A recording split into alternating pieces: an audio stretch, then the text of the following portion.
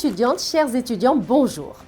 Je suis Habiba Dassouli, coach et formatrice en développement personnel et professionnel. Aujourd'hui, nous allons parler de la prise de parole en public qui peut être certes intimidante, mais avec les bonnes techniques, vous pouvez réussir à captiver votre auditoire. Commençons déjà par comprendre les fondamentaux de la prise de parole en public. Vous avez probablement entendu l'adage « on ne n'est pas orateur, on le devient ». Maîtriser l'art oratoire est une qualité essentielle dans bien des circonstances. Prendre la parole en public, animer une réunion, présenter son projet en public, motiver ses équipes, asseoir son leadership, présenter une idée novatrice ou convaincre un client, l'enjeu est de taille. Imposer ses idées et sa personnalité via ses prises de parole devant des interlocuteurs n'adhérant pas forcément d'emblée à ses positions permet de construire son crédit personnel et asseoir un certain leadership. Or, tout le monde n'est pas forcément à l'aise dans ce moment-là. Pour communiquer efficacement, le discours en lui-même est certes important, mais la gestuelle, l'attitude, le ton employé sont autant d'éléments intrinsèques à une bonne communication orale.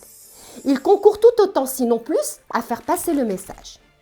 C'est pourquoi vous devez travailler certains aspects clés de la prise de parole en public bien avant le jour J, afin de les maîtriser parfaitement.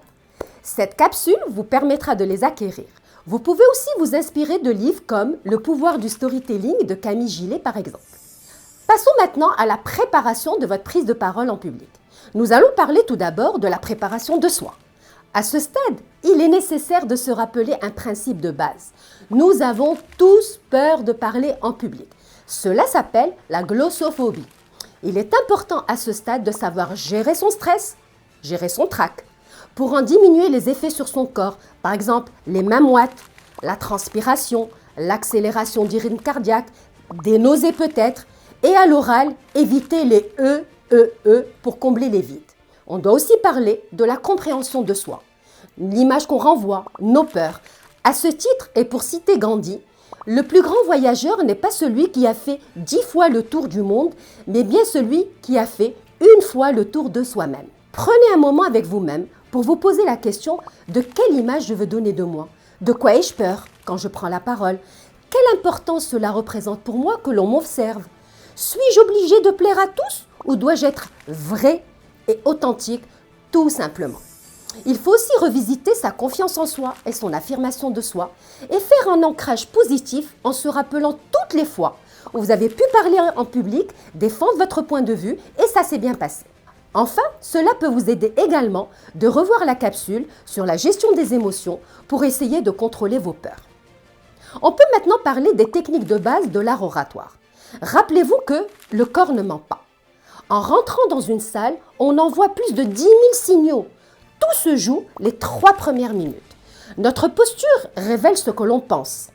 Ainsi, dans une prise de parole en public, je suis dans l'axe unifié. Les mots que je dis, mon intonation de voix, mon corps doivent dire la même chose. D'où l'importance de la respiration, de la voix, la diction, de l'articulation et du débit. Nous insisterons également sur l'importance d'une posture confiante et stable, ainsi que d'une bonne gestuelle. Concernant la structure verbale, vous avez besoin d'avoir une accroche, un message. Ça doit être l'idée maîtresse de votre discours. N'oubliez pas l'impact des supports visuels, insérer des diapositives, insérer des images, etc. pour animer votre présentation. Attention quand même à ne pas surcharger les slides et d'utiliser des images pertinentes. Si on devrait parler maintenant du discours, le développement du message, pour votre intervention, il faut savoir capter l'attention, l'impact du non-verbal, savoir convaincre, savoir captiver son auditoire avec des silences, avec des regards, savoir répondre aux questions et interagir avec votre public. Je vous encourage également à structurer votre discours avec une introduction forte, un développement et bien évidemment de savoir conclure. Ainsi, vous l'aurez compris, prendre la parole en public, ça fait peur, mais ça s'apprend. Pour cela, rien de mieux que la pratique. Commencez par vous entraîner entre étudiants par groupe de 2 ou 3 personnes. Travaillez sur une thématique à présenter et demandez à vos amis de servir de public afin de recueillir les commentaires et points d'amélioration avant le jour J. Cela vous aidera enfin à gérer votre stress et à diminuer les réactions physiques de votre corps le jour de la présentation, comme des rougissements de la peau, comme une accélération du rythme cardiaque. J'espère que cette capsule vous a été utile. N'oubliez pas de répondre au quiz et pour ma part, je vous dis à la prochaine!